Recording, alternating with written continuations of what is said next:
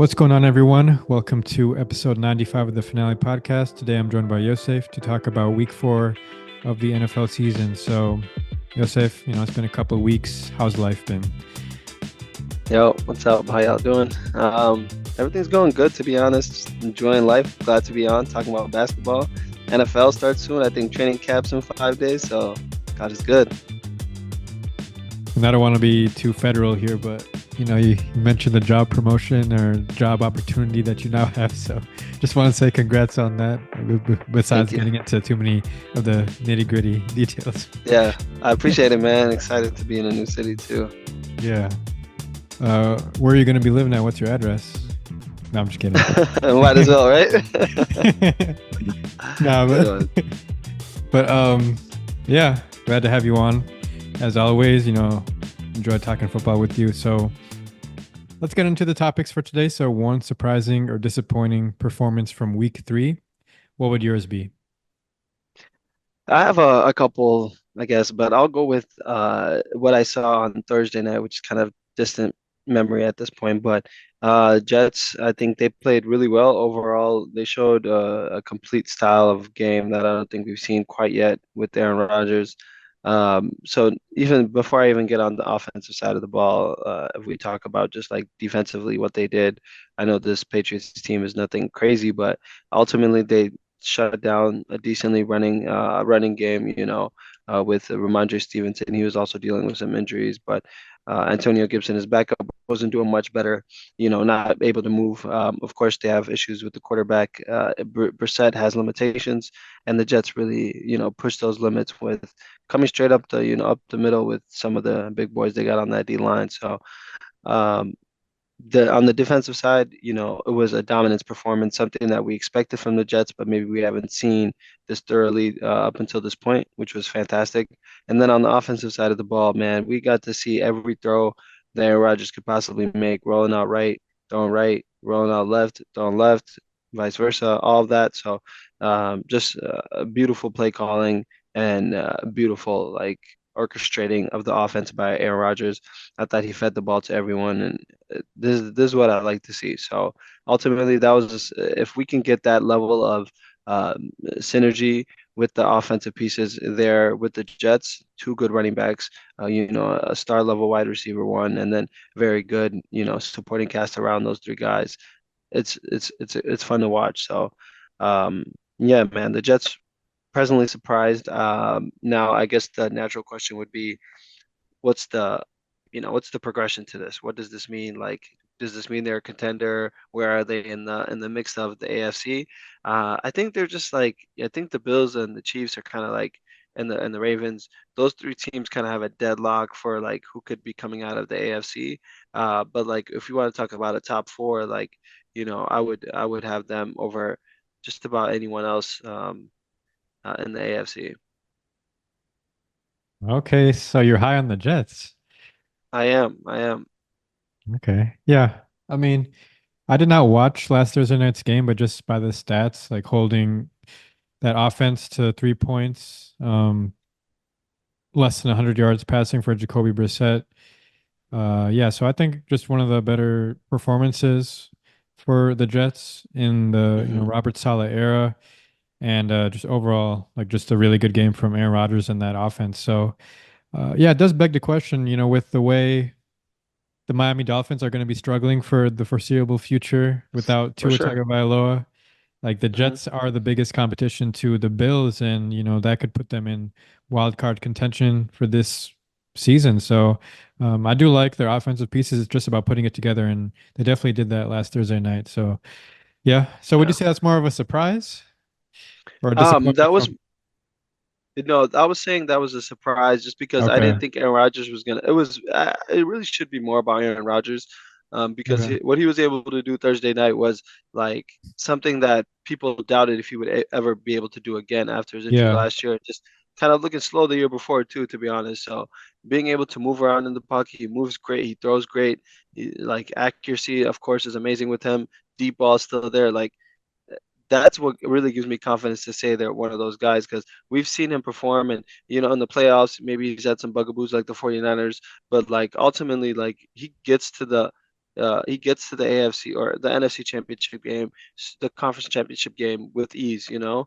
And that's just because of experience, his poise when it comes down to it in the fourth quarter, third quarter of the hardest, playoff games. Ultimately, he knows how to make those throws. He has his Mhm. guys there that have that chemistry, and like if we're seeing this level like play from Aaron Rodgers this early in the season, man, that's exciting me and that's surprising me because I thought that would maybe we'd be seeing this later in the season. But week 3 to put this all together, I'm excited to see what they can do. But I do have some issues with their defense. Like ultimately, their defense is like it's a little one on man, driven, and they like to play a lot of man one on one coverage.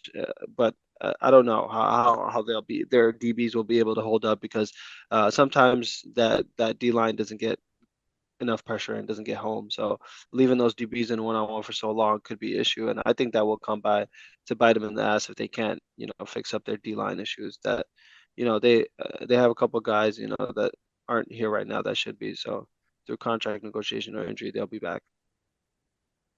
Yeah. I'm rooting for them though, because they got a young team, of course, inexperienced in playoff atmosphere. So just to get them to that moment, I think would be really good for them. But yeah, Yeah, if their offense can complement their defense, because I know you mentioned their defense's shortcomings, but they are probably still a top 10 defense in the for league sure. when fully, healthy. So I'd say if their offense is able to complement them a little bit more and Aaron Rodgers' presence is going to be able to do that, then I think you Yeah, can see them for sure in the wild card spot. But yeah, definitely rooting for them this year. yeah, My team that I'm gonna select, or my player, I should say, for a surprise is Jaden Daniels with his performance against the Cincinnati Bengals on the road on Monday Night Football. He went 21 yes, of sir. 23, 254 yards, 2 touchdowns, really good throws, just showed his maturity. And I was super surprised because like I didn't think it was going to translate so soon after getting drafted number 2 overall at LSU. Like it just looked really good, and I think Cliff Kingsbury is a really good coordinator. I would say for him as well. Just getting him acclimated and adjusted, and I think Terry McLaurin, it's a good quarterback for him who's had a lot of quarterbacks in his career. I think this is a quarterback that can really get the most out of Terry McLaurin because sometimes his numbers haven't been as good as we all expected with the way he started his career. So I Right, think right. this is a really good opportunity for Jaden Daniels to like show himself in an offense that's built well. Um, but yeah, we'll see how it goes for them. It's obviously a tough division, of course, the NFC East.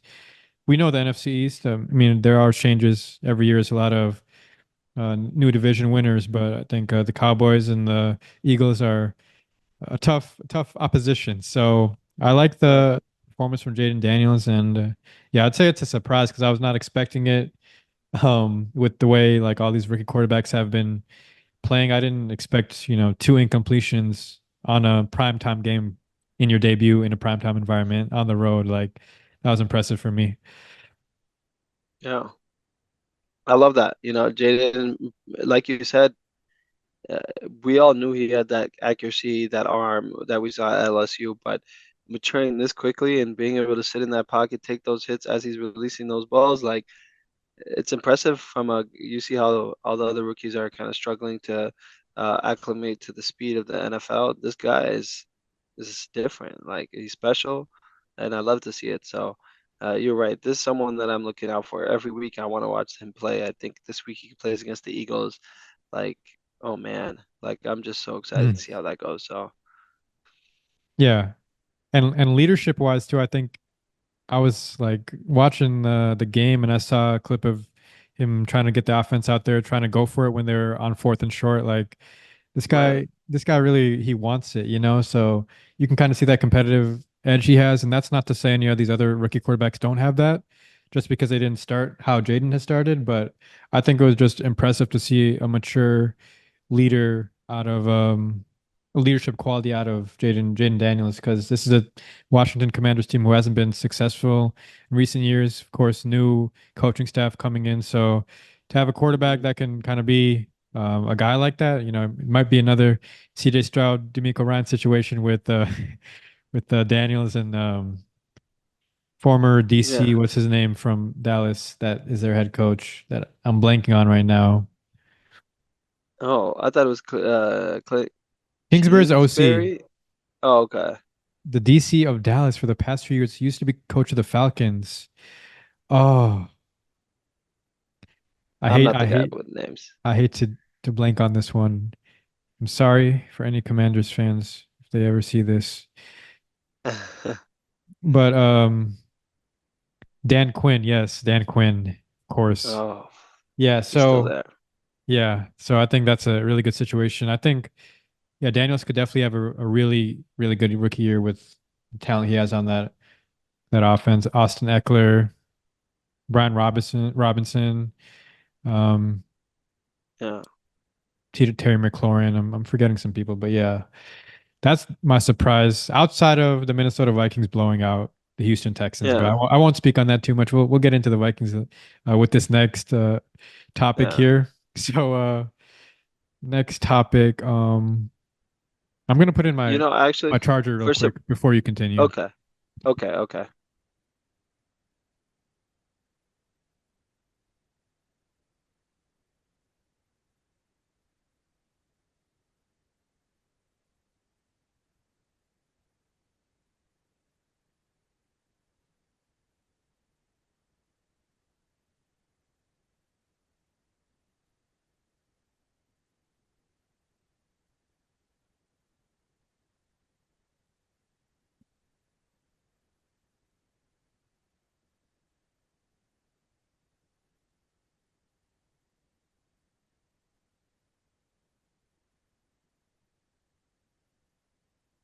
Oh yeah, what were you saying, Yosef?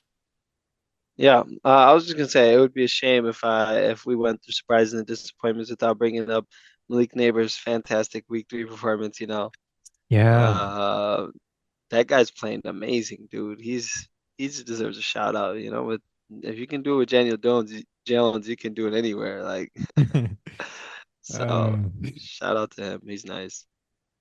yeah. What he had like two touchdowns, I want to say.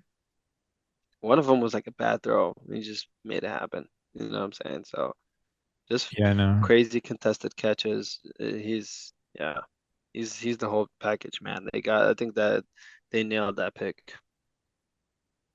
100%. What's Nahom's reaction been like on Neighbors? He already has ordered his jersey. You know what it is. Okay, getting on the train early. I love it. I think he's actually talented as hell. Like No, he is. Yeah, so, the reincarnation of OBJ, and then in the newest era of the Giants. yeah. I mean, pretty much first round receiver, and you go to LSU, you're gonna have a good career. Bank on it. Even the wide receiver too, right? Thomas Jr. is amazing over there. Oh, yeah. Where's he in Jacksonville? Jacksonville, yeah. Yeah. All right. So going into the league news, Vikings Packers is this week. Of course, border battle. That's a big rivalry. Minnesotans know about it.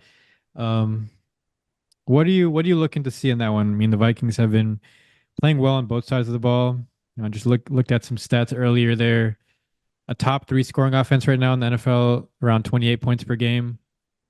And then their defense is getting after it with different looks, different coverages, confusing the quarterbacks. Last couple of weeks, Brock Purdy and CJ Stroud. Week one was Daniel Jones. But yeah, they're getting turnovers, they're generating pressure. And yeah, it's just a defense that's flying around. Really, what I said in my TikTok video, I was like, this gives me vibes from the Mike Zimmer era where everybody's having fun and it's a very confusing look. Like Mike Zimmer had that double A gap blitz where you don't know if they're all coming.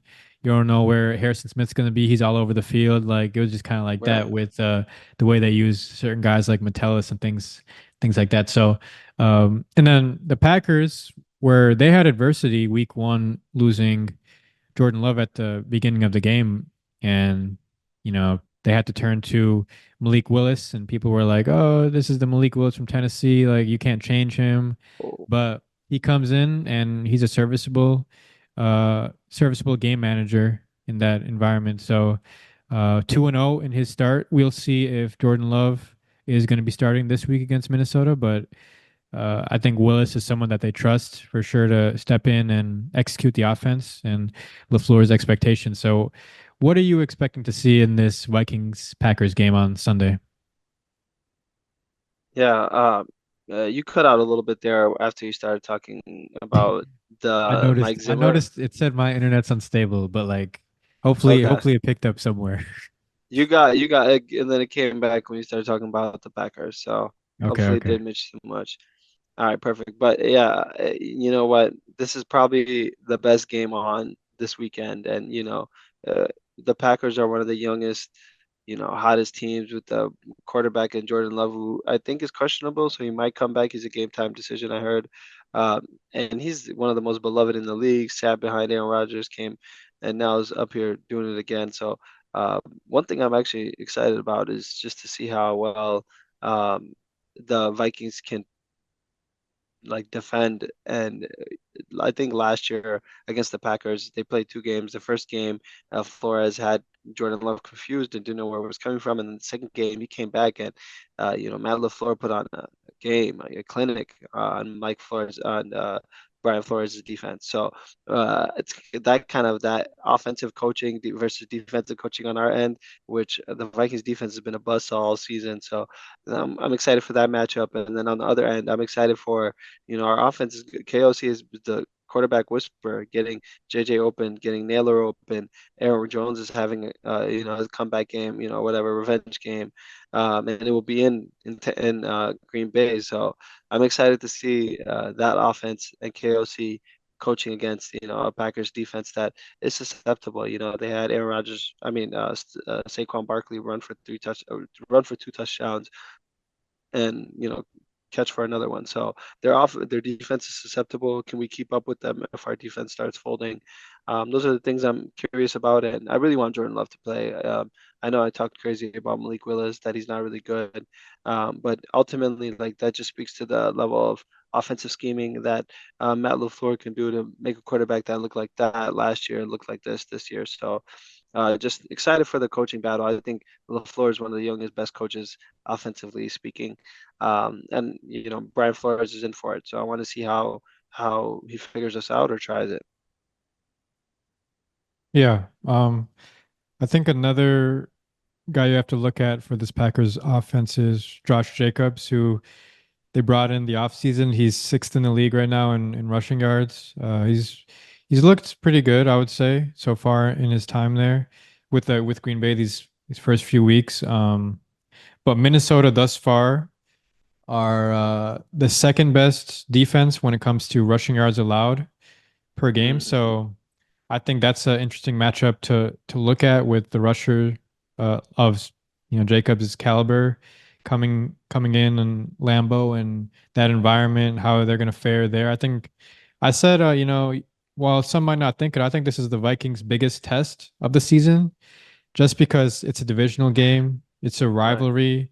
You're on the road in Lambeau, like those wins mean something. It's more than just a win on your record, if you know what I'm saying. So I think it'll go a long way if they're able to hold the Packers to um, a less than ideal offensive performance on the day. And Yeah. I'm not sure how they've looked offensively, like on by watching them because I haven't really watched them, but I know they look good. They're not really making Malik Willis do anything too much. So how the Vikings are going to affect him is interesting to me. Maybe like a little bit more pressure, different looks. Of course, is what they do, but I think LaFleur is definitely going to be prepared for that. Seeing how Bobby Slowick's offense in Houston and Kyle Shanahan's offense in San Fran were unable to execute their offense, their high-powered offense against that Minnesota defense. So yeah, a lot of matchups to look at. Kevin O'Connell, of course, on the offensive side. Aaron Jones returning to Green Bay. There's different things you can look at with that, but Vikings Packers is always exciting, especially when the teams are good. Yeah. And this time we're not just good, we might be two of the top 10 teams. So this is exciting to watch. I think this could be a playoff preview or something of that fashion this early in the year. So excited to see. I think you're right about having this be one of the more difficult challenges. I mean, we've played see the best young quarterback in CJ Stroud. We played the best team in the NFC allegedly with the 49ers. Like we've seen it all, and yet it seems like going to Lambeau Field in week 4, uh, even if it's against Malik Willis or probably 70 to 80% Jordan Love, like I would love to see that. So like ultimately it's still one of the hardest battles that we have to fight this year, this week. And I wouldn't be surprised if the Vikings lost this game, but ultimately I'd be more surprised if Malik Willis was able to navigate Brian Flores' defense like in real time. LaFleur could, write it up and make it easy understandable and the guys can be on the same page. But ultimately in the moment when you have to discern what's coming from where and where you're going to throw it to. And all those happen, those decisions happen in 2, 3 seconds. Our linebacking core is, the best in the league right now because of their ability to change up from rushers to DBs. And that versatility is really hard for a young quarterback, let alone a quarterback, that's a backup, coming in with little time in training camp. So I'm excited to see how I'd be more surprised if Malik Willis was able to figure out Brian Flores' offense. Uh, I think what I'm more likely seeing is him kind of choking, like kind of freezing up, making bad decisions, kind of the Malik Willis we saw in Tennessee. We'll see, man. And then like another thing to look at is Sam Darnold. The way he's playing, like it's just leading the league in touchdown passes. I mean, he's playing at a really high level. Like, how is he going to perform in that hostile environment? Because I mean, it's one thing going to New York and playing the Giants. It's completely different when you're in that border battle at Lambeau Field. That's just a completely different environment that I'm looking forward to just to see how he Mhm. responds in that environment. But yeah, I'm hoping for a good game. I remember this matchup earlier in the season in 2018.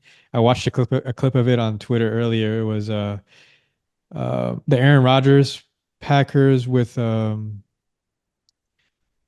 forgetting who's like a notable player they had in that game. Um, all I know is it was Kirk Cousins' first season for sure. So Kirk Cousins, Stephon Diggs, Thielen, Kyle Rudolph, guys like that, Latavius Murray. And it was a tie. Like it was like 29-29. Daniel Carlson, two missed field goals. You remember that? Hmm. Cut him after that. Now he's one of the best kickers in the league. Like I'm hoping for a performance by both teams where it's just like high powered offenses going at it and defenses as well. And we just see a bunch of big time plays from big time players. Because I think this is a sort of game early in the season like that game was where you can get, big time plays from Justin Jefferson and Jordan Addison, but at the same time they can come back at you with Jaden Reed and Josh Jacobs. So I'm looking forward to it. I think it's going to be a really good game.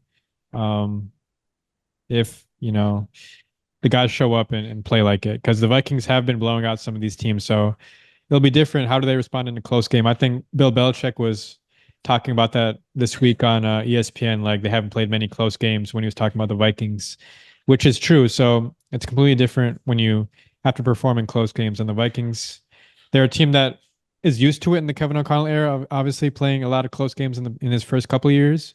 With the stats, always talking about how they win in one possession games. Last year is they'd lose in one possession games. So how will they respond in that moment is something that also is critical to see if you're a legit team or not. So yeah, a lot of things to look at. It's Yeah, going to be a good one. for sure. Sam Darnold, I think only taken 2 snaps while he was behind so far. So I would love to see that dynamic, for sure. Yeah. Um, Another team mentioned, I think we talked about it before the pod, the Buffalo Bills. They're off to a 3-0 start, similar to the Vikings. They're dominating teams right now. Like, I don't know if people expected it with the losses they had this offseason, but they're Hmm. 3-0. Um, and this week, Josh Allen talked about, I think it was after the Monday Night Football win against Jacksonville. He talked about how let me just get the quote up here so I don't butcher it. But basically, what he was saying, people perceived as a dig just based off the quote alone on Stephon Diggs. He said, "It's a fun and wonderful thing when you got a bunch of guys that don't care about the stats. They don't care about the touchdowns." Allen said during his post game presser. So people thought that was a shot at Diggs, but obviously that's not what Allen was intending, and he kind of just on Wednesday mentioned how that's not the case. They love Stephon Diggs, like, and all that stuff. I think just to talk about that a little bit, and how Diggs is perceived in different organizations. I feel like people in the locker room like him, but his media perception is not the best. It's kind of like Jimmy Butler a little bit in the NBA, where when you saw post game Minnesota Vikings when they just defeated the Texans, you saw all the people coming to Stephon Diggs and just dapping him up and saying like, having those little small talk conversations. How's everything going? You're seeing him with like C.J. Ham and Harrison Phillips, Harrison Smith, even Justin Jefferson, who he never played with, but people like to put them two together because of that trade. Like, I think a lot of people enjoy Stephon Diggs, and I think on even in the game, like you didn't see Stephon Diggs getting booed at all. Where during the week, people were speculating, will he get booed because of all the comments he's made about Minnesota since leaving. So I think that whole thing is a little bit overblown. Just to speak on that a little bit, I know it has nothing to do with the Bills right now, but I think um, he's a very passionate player, and I think he just looks for when opportunities dry out for him, I feel like he just wants to go on to the next and try to find that next opportunity to make that big leap at the top.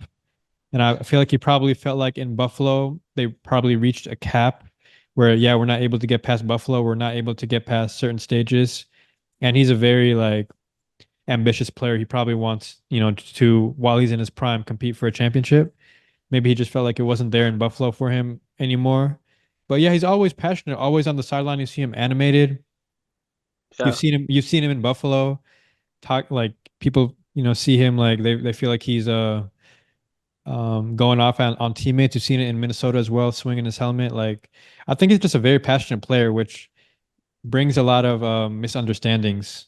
And that's kind of where put him similar to Jimmy Butler in that way, where a lot of, players and organizations, they maybe not organizations, but a lot of players, well, organizationally wise, like more so Miami, they appreciate him and his hard work and his work ethic, but you have the confusion on the same side from like with the situation in Minnesota and Philly, for example. So I think it's just like a perception thing with him, but yeah, it happens a lot in sports where like the locker room perception is way different than the media perception. But yeah, I just want to talk about that a little bit.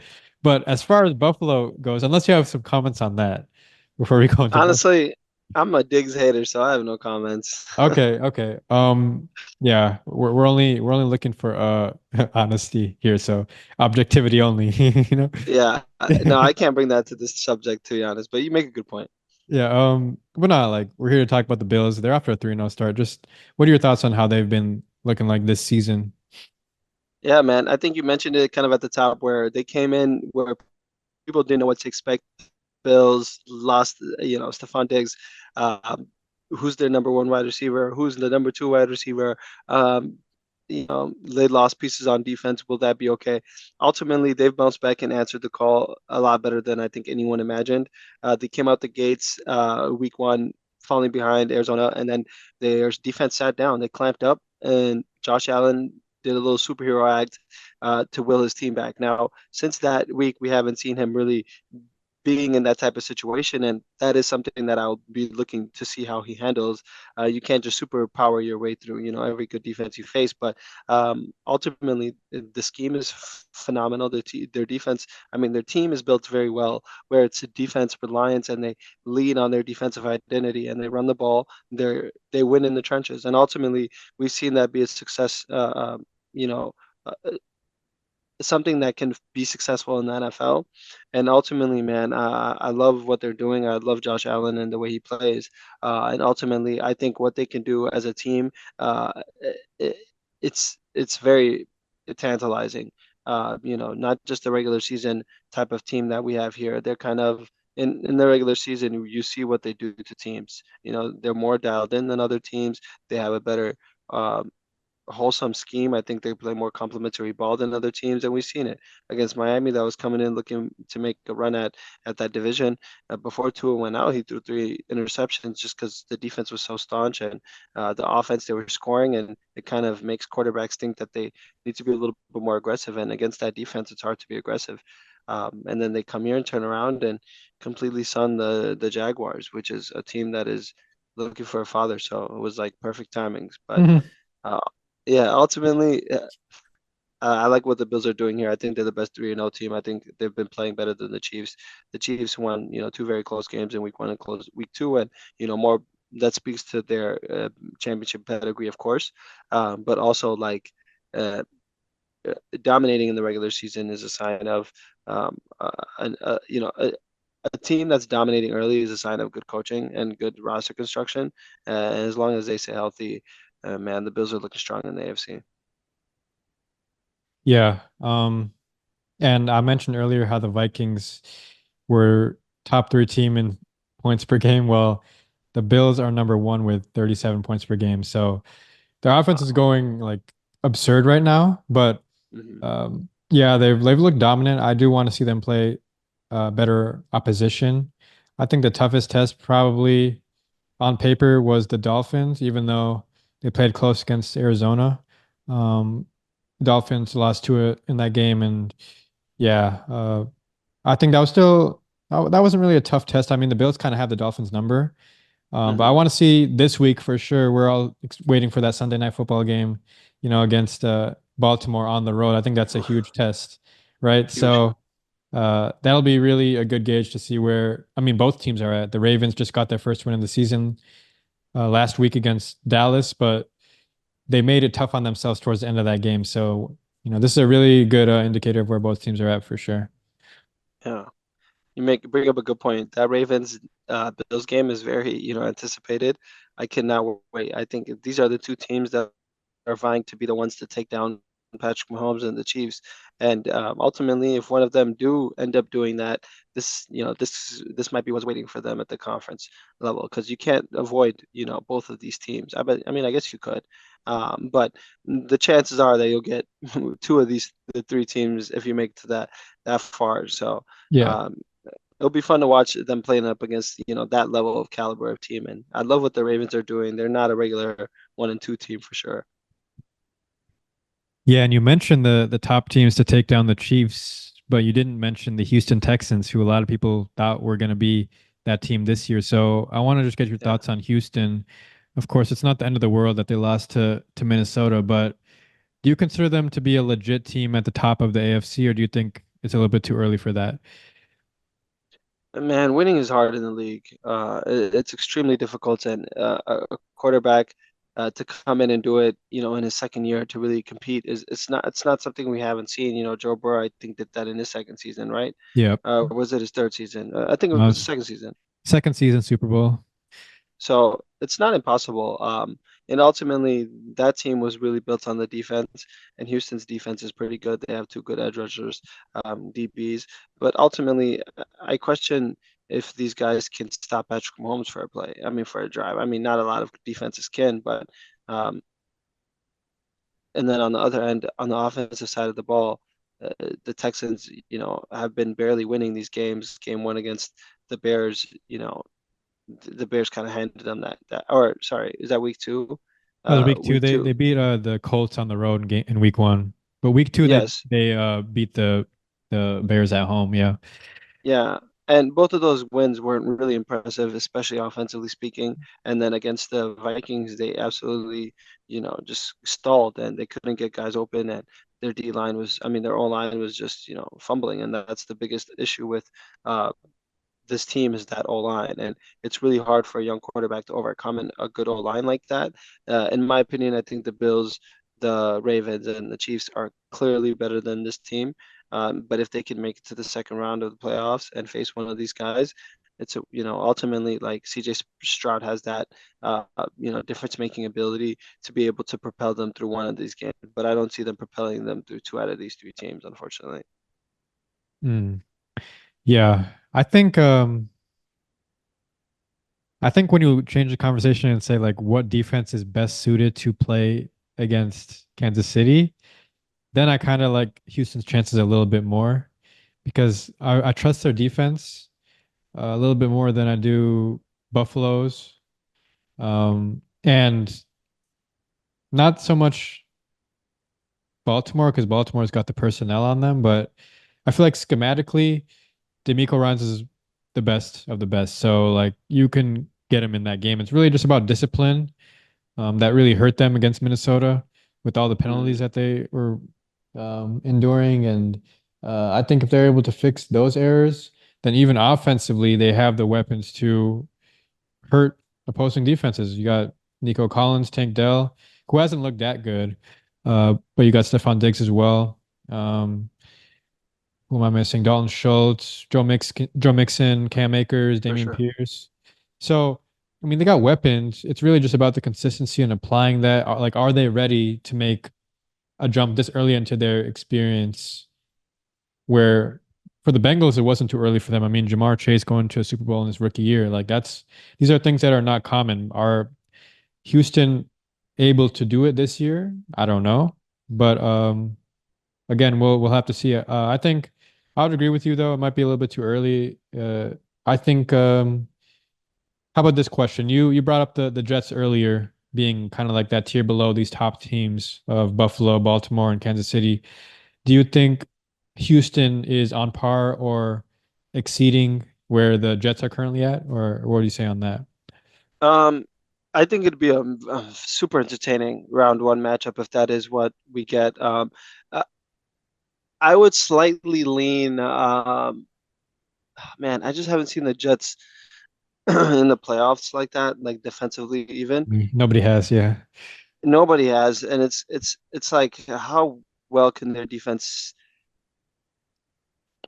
Man, I have to see how the Jets team matures throughout the season, especially their offense, if it can get even better. Because, like I mentioned earlier, Aaron Rodgers is just now he's just now coming back for real and being himself. And what he was able to show this last week, if that can mature a little bit throughout the season, and Mike Williams and those boys get real activated with him, like that offense can be dangerous. And that's really the tilting, like that's the line for me. If their defense is going to be a little bit, I'll be like top 10, so like above average. But in the playoffs, it's gonna be above average. Like it will be average, maybe a little bit above average. So at that point, I think it's their offense that can take them over the top, whether they can be one of the better playoff offenses. And Aaron Rodgers gives me the confidence to think that he will. Ultimately, if that defense can get going and if they can stop the run and really cause havoc on that O line, again, the scheme of the Jets is um, try not to send, or try to send four and keep as many back in protection, or sometimes send the house or try to put pressure on the quarterback with various level of schemes and having the DBs play one on one. In which case, if they can, I mean, if he still has his job, if he can play against what's his name? I'm thinking about the Jets head coach. Robert Saleh? Um, Salah. If he can keep his job, I think he could scheme up something against CJ Stroud. But ultimately, I have a hard time picking against CJ Stroud. I think he's really good, just like ultimately great decision maker and good under pressure. But Aaron Rodgers, man, in the playoffs, he just torches younger quarterbacks. So I'm excited to see that. But I would pick the Jets being slightly better than Houston coming into the playoffs. But I'm projecting a little bit because I'm I'm kind of counting in the maturation process of the offense getting to a place where it's like top 10 offense, the Jets. Right. Yeah, I hear that. Well, last segment we have upset pick of the week. I'll let you go first on that as well. What are you picking for this week? All right. This team, I think I talked about them a little bit. They came out with a 3-0 start. Um, and you could say that about two toe lengths is the difference between them being 1-2 and 3-0. And this is what makes champions at the end of the day. And the Kansas City Chiefs, led by their quarterback Patrick Mahomes, has been able to go through every single situation, play it very smoothly, defense very complimentary. Even when Pacheco goes out, two other running backs to come up, step up, and fill that gap. And Patrick Mahomes ultimately talking about how, yes, we're 3-0, but we could get better. I think that type of sentiment is is just a great example of that championship category that is exuberating through that locker room, I would presume. And him being at the helm of that is something that is encouraging to see that they will get better and better. But in week 4, Harbaugh's in town. Hmm. And one thing that they do have a little bit of an issue in is you can run on the Chiefs. It's hard to throw on folks like McDuffie. Well, you got guys like Chris Jones running up the center, coming on the left side on you. And ultimately, what you can do is run on the Chiefs. They're a little bit more susceptible to the run than maybe they are to the pass and letting quarterbacks sit back in the pocket. And just as it happens, the Chargers have one of the best O lines in the league this year. One guy, Joe Alt, a rookie, and Yeah. ultimately they have the personnel to deal with the D line of the Chiefs. And if they can get that run game going, which they rely heavily on, which I'm confident that they will be able to against the Chiefs, then it's up to Justin Herbert to make the throws that I know he can with to guys like Lad McConkey, rookie, Palmer, who, people kind of didn't know whether he could be a number one in the league, and maybe he's not, but, very capable too. And then, the second year phenom that everybody counted out as dead, um, has been playing phenomenally as well. So I have the Chargers upsetting the Chiefs, and the Chiefs are projected are have the money line of -7.5. So it's going to be interesting to see if their running game can actually prevail, but I think it will be able to. Yeah, that's a great pick, favorable pick. I was for sure going for that one. So let me go ahead and switch it up here. But before I do that, I just want you to guess when's the last time the Chargers beat the Chiefs at home? Oh man. I know this is not a good stat. I think I heard it this time last year. Um, Let me say 2016, maybe like 2017. Nah, No, no. nah, it's December 29th, 2013. So That's 11 years. yeah, back when they were in San Diego, but we'll see if they can get it done. You know, Wow. yeah, Okay. Harbaugh era. Yeah, let's see if Harbaugh's got it in him. Yeah, I'm all Um, in. for me, this is not it's not easy. I definitely like that spread of a seven right there. Um, what can I go with? There's a couple threes that I could go with. You're saying you like the spread for the 7-5? Yeah, it's favorable if you're to pick the Chargers to win that one. Yeah, for sure. But I think it's a bit too high. yeah, a little bit too high with the way that the Chiefs haven't looked too great, especially Too Mahomes. dominant. Yeah. Right. Um, hmm, hmm. I want to go with I want to go with Carolina over Cincinnati. You know, I feel like in the short term, Andy Dalton does give the Panthers a better chance to win than Bryce Young does. And I think with the way he was able to execute the offense, putting up 36 points, 319 yards, three touchdowns against Las Vegas Raiders, I feel like he's the guy to execute Canales' offense. Um, we'll see if they can continue to get the performances from like Chuba Hubbard and Deontay Johnson, who didn't start the season off hot. But Hmm. I think this is a favorable matchup. Of course, the Bengals are going to be coming in hungry. Like they probably feel like we shouldn't be 0-3 right now. We probably should maybe have one or two wins on the board. But yeah, I think that the Panthers hosting this one gives me a little bit more indication that they could pull it off. And I think they're a better team than what we've seen out of them. But it won't be easy, of course. I think the Bengals are picking up steam a little bit, but I still think this is a favorable pick if you want to go for an upset here. The spread currently is at 4.5. So yeah, I'd go with the Yeah, Panthers. I like that a lot. And, I am kind of something of a Bengals hater where, I just coming out of the off season slow. That's not something that is embodies like a winning team to me. We talked a little bit about the Bills, how coming in so locked in is kind of like a telltale time, a sign of like good leadership in the locker room and a dedication, of consistency. And Yeah. that's really like what wins in the league. the league is treacherous. It's a demanding physical game, and ultimately commitment and dedication and resiliency is what gets you to that level of real championship mold. And ultimately, like I just don't see Cincinnati being in that realm. And it's even sad that we're talking about them, potentially losing to Carolina after just one win.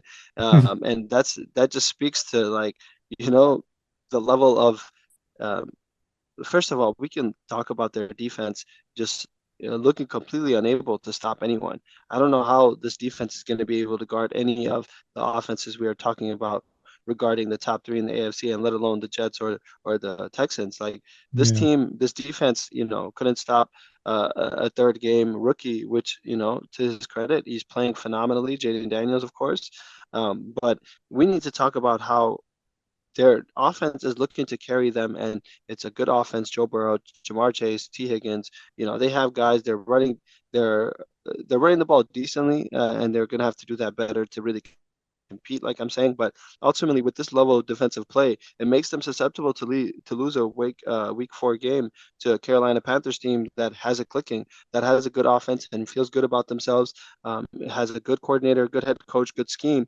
That ultimately their defense is not that good either. And if you want to start getting to shootouts with teams like the Washington Commanders and the Carolina Panthers in week 3 and 4, um, that speaks to like the ability to be had, in any single game. And so for that purpose alone, I think it's a good upset pick. A lot of people don't see it coming 0-4. How could this happen? Well, they said that last week when they were 0-3 going into the game against, or 2 going into the game against the Commanders. So great pick.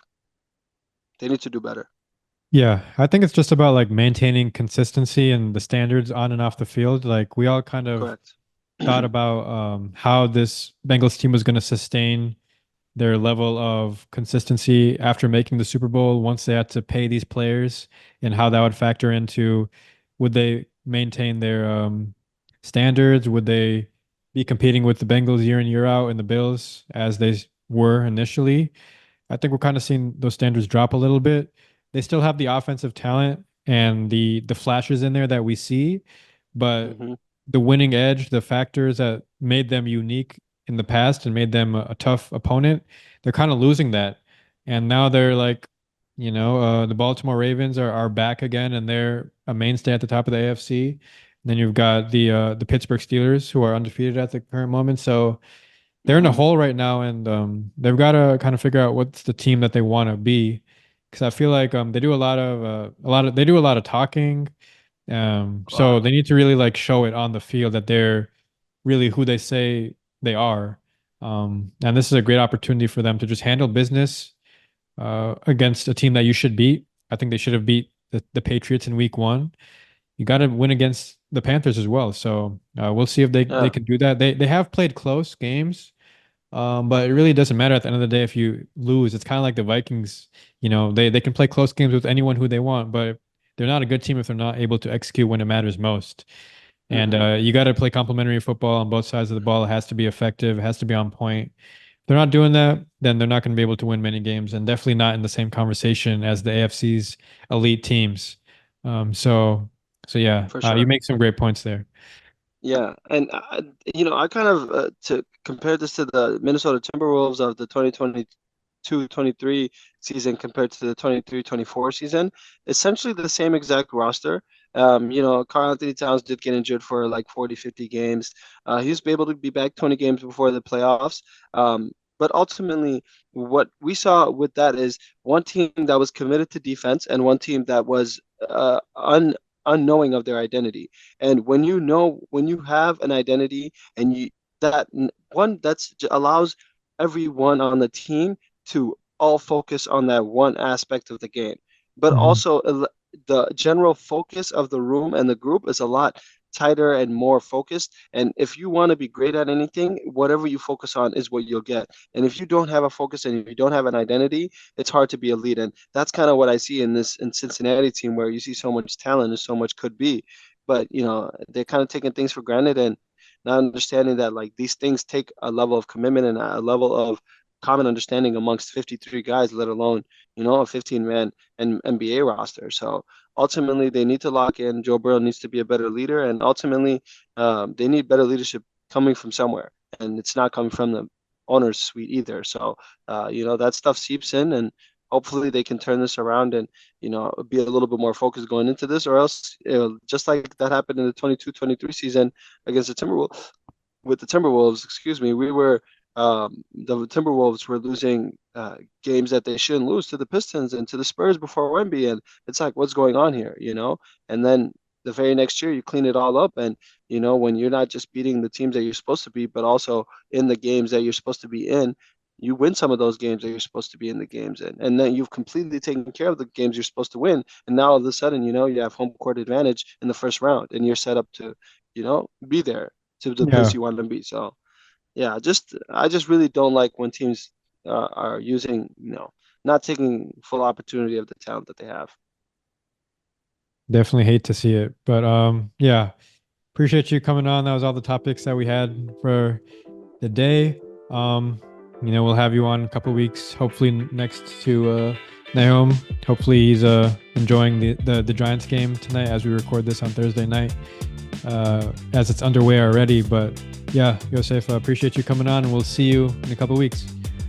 Yes, sir, man. Peace. Yeah, peace.